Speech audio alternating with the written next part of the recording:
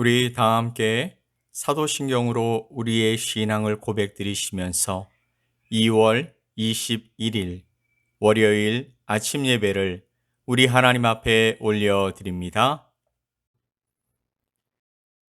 나는 전능하신 아버지 하나님, 천지의 창조주를 믿습니다. 나는 그의 유일하신 아들, 우리 주 예수 그리스도를 믿습니다. 그는 성령으로 잉태되어 동정녀 마리아에게서 나시고 본디오 빌라도에게 고난을 받아 십자가에 못 박혀 죽으시고 장사된 지 사흘 만에 죽은 자 가운데서 다시 살아나셨으며 하늘에 오르시어 전능하신 아버지 하나님 우편에 앉아 계시다가 거기로부터 살아있는 자와 죽은 자를 심판하러 오십니다. 나는 성령을 믿으며 거룩한 공교회와 성도의 교제와 죄를 용서받는 것과 몸의 부활과 영생을 믿습니다. 아멘.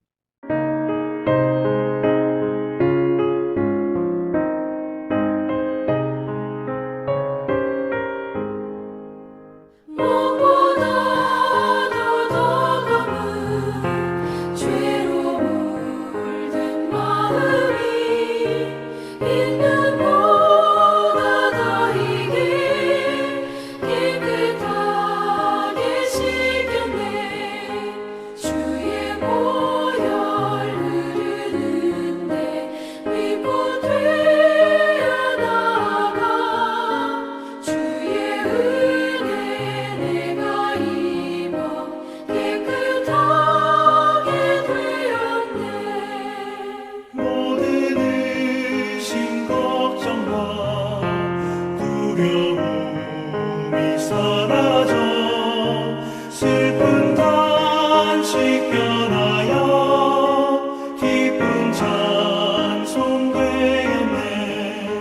주의 보혈 흐르는데 믿고 되어나가 주의 은혜 내가 입어 깨끗하게 되었네. 세상 부귀 영화와 즐겨하던 모든 것 주를 믿는 내게는 불도만도 못하라. 주의 보혈 흐르는데 믿고 되어나가 주의 은혜 내가 입어 깨끗하게 되었네. 나의 모든 몸에는 저 천국의 사연에 나의 평생 자랑은 주의 십자가로다. 주의 보혈 흐르는데 믿고 되어나가 주의 은혜 내가 입어 깨끗하게 되었네.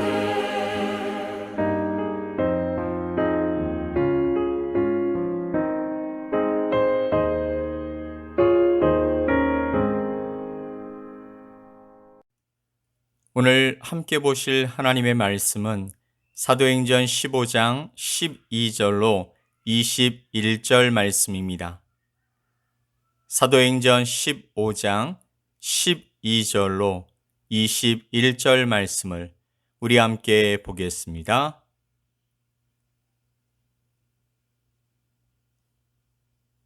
온 무리가 가만히 있어 바나바와 바울이 하나님께서 자기들로 말미암아 이방인 중에서 행하신 표적과 기사에 관하여 말하는 것을 듣더니 말을 마침에 야고보가 대답하여 이르되 형제들아 내 말을 들으라.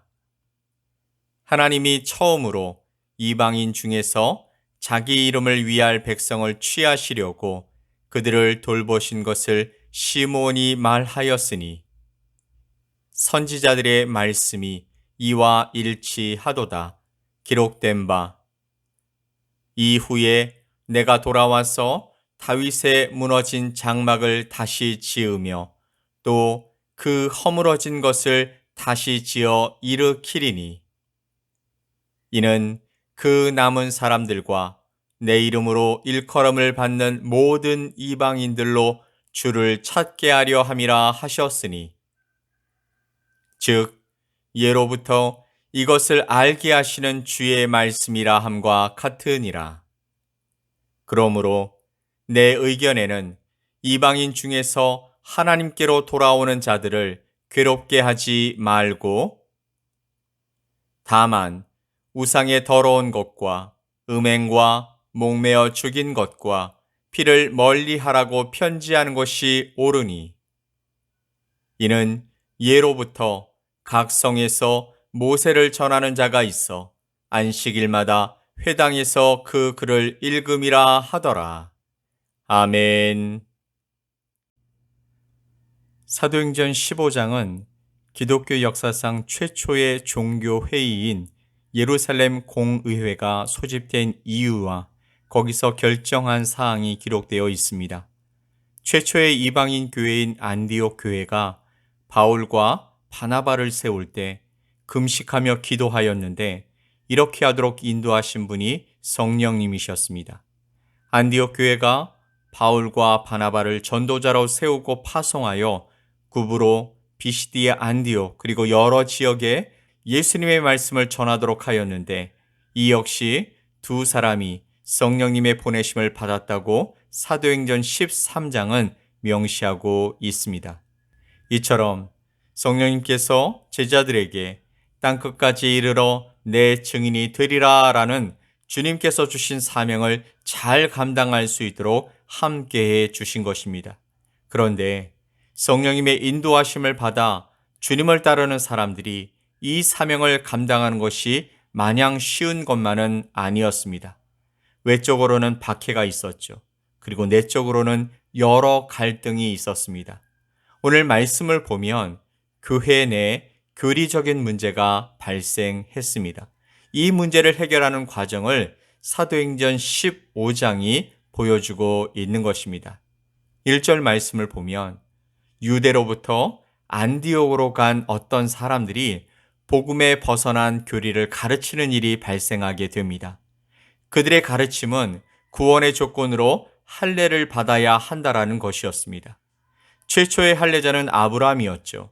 하나님께서 아브라함에게 할례를 행하라고 명하실 때 할례를 설명하시기를 하나님과 구원받은 백성과의 언약의 표징이라고 말씀해 주셨습니다.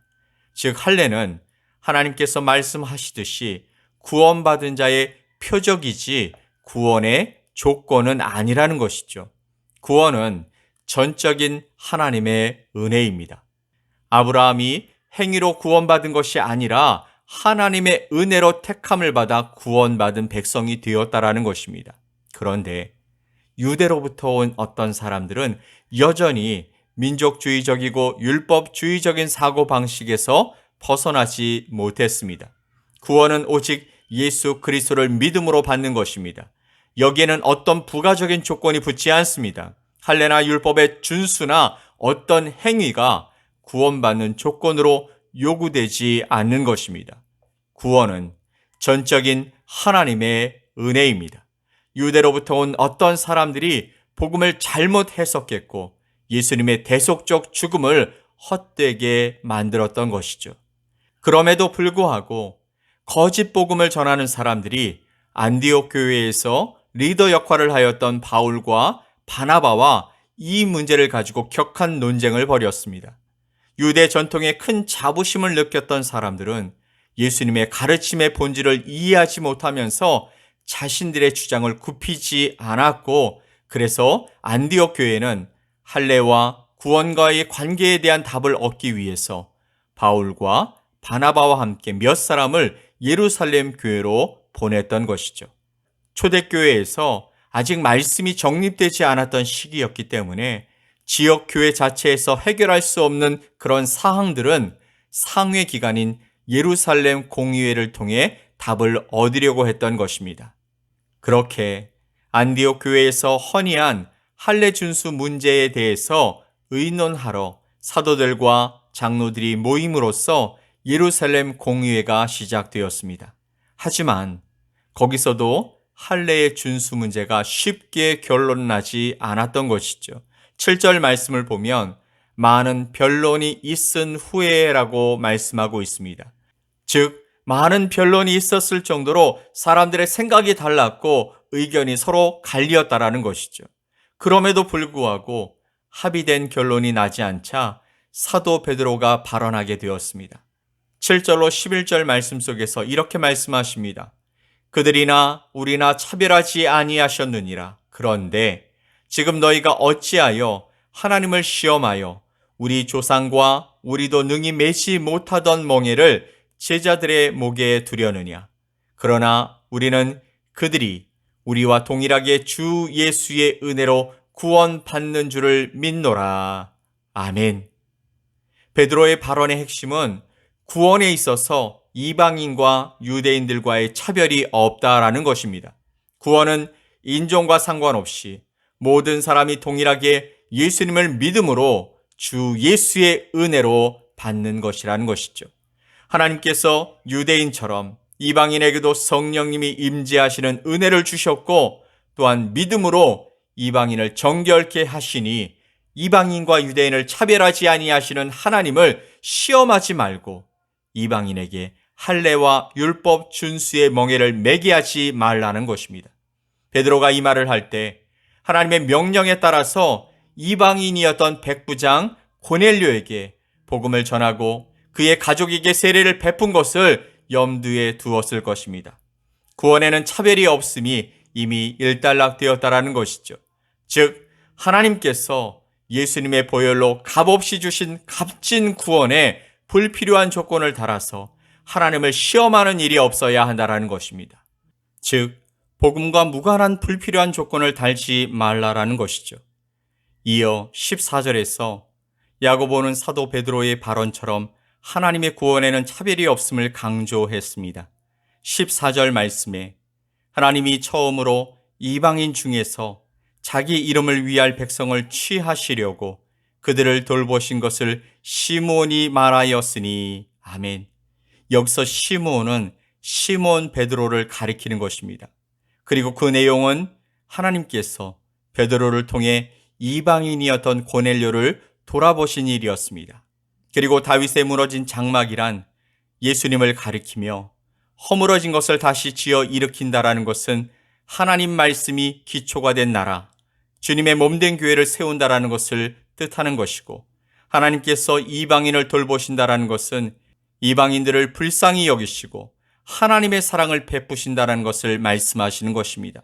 분명한 것은 이방인의 구원은 신약 시대에 와서 발생한 쟁점 사항이 아니라 오래전부터 변함없으신 하나님의 뜻이라는 것입니다. 야고보는 예루살렘 공의회에 올라온 사안의 결론으로 유대인과 이방인과의 차별이 없음을 알렸고 이방인 그리스도인들이 실천해야 할 4가지 사항만을 제안하게 됩니다. 19절로 21절 말씀에 그러므로 내 의견에는 이방인 중에서 하나님께로 돌아오는 자들을 괴롭게 하지 말고 다만 우상의 더러운 것과 음행과 목매어 죽인 것과 피를 멀리하라고 편지하는 것이 옳으니 이는 예로부터 각 성에서 모세를 전하는 자가 있어 안식일마다 회당에서 그 글을 읽음이라 하더라. 아멘. 오늘 말씀을 보면서 이런 생각이 들었습니다.